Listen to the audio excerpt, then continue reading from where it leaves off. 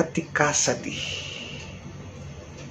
ketika mendapatkan hal yang tidak menyenangkan, haruskah kita sedih berkepanjangan?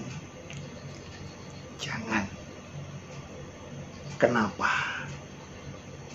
Ya, karena itu hanya menambah luka, menambah beban derita. Kita punya banyak teman, kita punya banyak sahabat. Kita bisa berbagi ceria kepada mereka.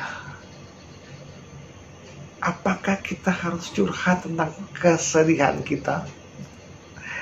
Kayaknya tak perlu. Tetapi seorang sahabat yang tahu bagaimana pengalaman bergaul dengan kita, pasti dia tahu mata adalah pantulan hati kita. Ketika kita ceria, ketika kita bahagia, senyum akan terasa menyenangkan buat diri kita dan orang lain. Nah, pada saat kita dirundung duka, pada saat kita dalam sedih, pantulan mata akan terlihat. Nah, bagaimana kita bisa merubah sedih tadi jadi gembira?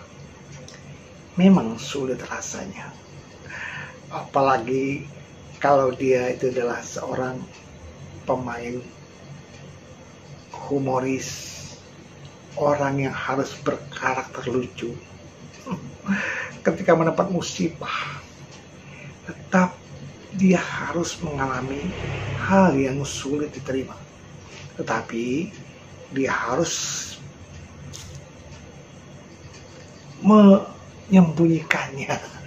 menyembunyikan rasa sedihnya untuk menghibur konsumennya, menghibur teman-temannya, atau menghibur orang lain. Yang pasti dia harus menghibur diri sendiri.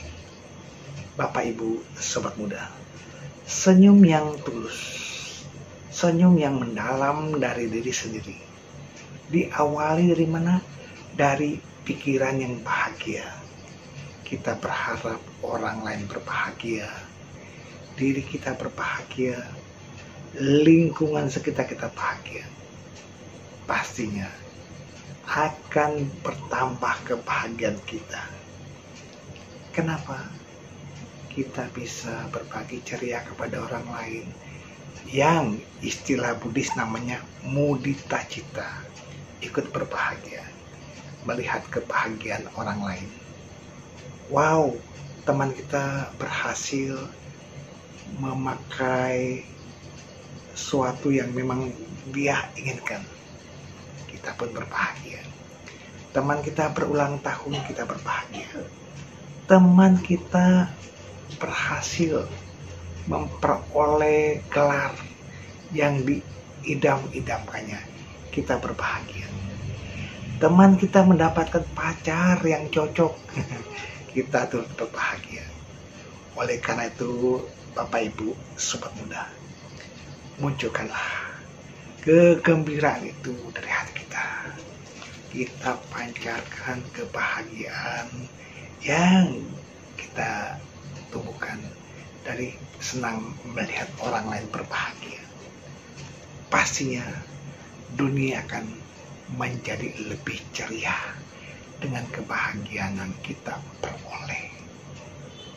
Pastinya orang-orang di sekitar kita pun akan merasakan tenang, damai, dan bahagia. Teman-teman di medsos kita pun ikut berbahagia. Kenapa? Tak perlu ada benci, tak perlu ada iri.